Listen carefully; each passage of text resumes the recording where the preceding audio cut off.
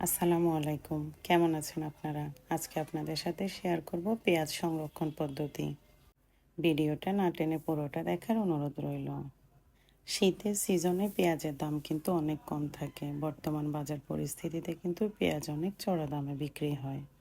আর তাই পেঁয়াজের দাম কম থাকতে আশা করি আপনারাও আমার মতো সুযোগটা কাজে লাগাবেন। আমি এখানে প্রায় 1.5 কেজির মতো পেঁয়াজ নিয়েছি।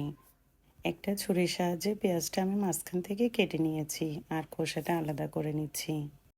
আমার কাছে পেঁয়াজটা এভাবে মাঝখান থেকে কেটে খোসাটা আলাদা করতে অনেক সহজ মনে হয়। পুরো পেঁয়াজের খোসা আলাদা করার চেয়ে আমার কাছে কিন্তু এভাবে খোসাটা আলাদা করাটা অনেক সহজ মনে হয়। আমি ঠিক একইভাবে মাঝখান থেকে কেটে সবগুলো পেঁয়াজের খোসা ছাড়িয়ে নিয়েছি। খোসা ছাড়ানো হয়ে গেলে পেঁয়াজগুলো আমি একটা বাটিতে নিয়ে নিচ্ছি আর পানি দিয়ে কয়েকবার করে পরিষ্কার করে ধুয়ে নিচ্ছি। আমি দুইভাবে কেটে পেঁয়াজ সংরক্ষণ করব। পেঁয়াজের সিজন চলাকালীন সময় কিন্তু পেঁয়াজটা অনেক ফ্রেশ এবং কম দামে পাওয়া যায়। আর তাই আমার মনে হয় এই সুযোগটা এখনই কাজে লাগানোর সময়। আমি কিছু পেঁয়াজ এভাবে ছুরি দিয়ে কুচি কুচি করে কেটে নিচ্ছি। আপনারা চাইলে এই কাজটা বটি দিয়েও করতে পারেন, যার যেভাবে সুবিধা হয়। যে পেঁয়াজগুলো এভাবে কেটে নিচ্ছি আমি ওই পেঁয়াজগুলোর ভাঁজটা নষ্ট করব না, ঠিক এরকমই রেখে দিব। আমি কিছু পেঁয়াজ এভাবে কেটে নিয়েছি আর বাকি যে পেঁয়াজগুলো আছে সেগুলো আমি কেটে নিচ্ছি।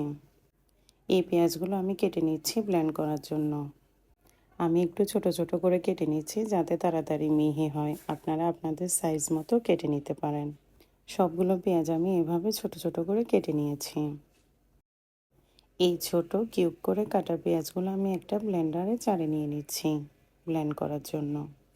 আর অন্যদিকে আমি কুচি করা যে পেঁয়াজটা রেখেছিলাম সেইটা আমি একটা বক্সে ভাজে ভাজে রেখে দিচ্ছি। আমি কিন্তু পেঁয়াজের ভাঁজটা নষ্ট করি নাই, ঠিক একইভাবে রেখে দিয়েছি। আর এইভাবে ভাঁজসহ যদি পেঁয়াজটা রাখা হয় পরবর্তীতে কিন্তু ব্যবহারের সময় আলাদা করতে অনেক সহজ হয়। এবার আমি একটা লেবু কেটে নিচ্ছি। লেবুটা আমি একটু পাতলা করে স্লাইস করে কেটে নিচ্ছি। পেঁয়াজটা আমরা যখন ডিপ ফ্রিজে সংরক্ষণ করব তখন পেঁয়াজের থেকে যে আষ্টে একটা গন্ধ থাকে ওইটা যাতে না বের হয় সেই জন্য এই লেবু স্লাইসগুলো পেঁয়াজের উপরে দিয়ে দিচ্ছি। আর বাকি পেঁয়াজগুলো আমার ব্লেন্ড করা হয়ে গেছে। এই ব্লেন্ড করা পেঁয়াজটাতে আমি কিছু লেবুর রস দিয়ে দিচ্ছি। লেবুর রসটা আমি পেঁয়াজের সাথে ভালো করে মিশিয়ে নিচ্ছি। এই পেঁয়াজটা ফ্রোজেন করার জন্য এবার আমি একটা আইস ট্রে নিয়ে নিচ্ছি।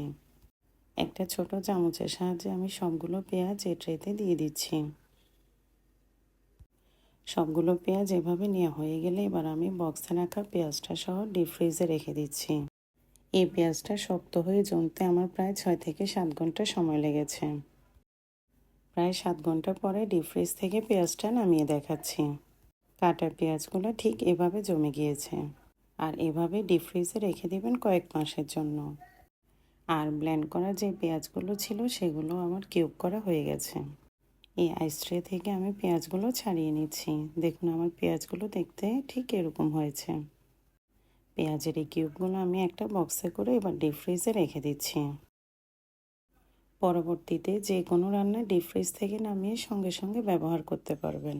আর এভাবে পেঁয়াজ সংরক্ষণ করলে সময় ও টাকা দুটোই বেঁচে যাবে। আপনাদের কাছে আমার এই পদ্ধতিটা কেমন লেগেছে অবশ্যই জানাবেন। ভালো থাকবেন সবাই। আসসালামু আলাইকুম।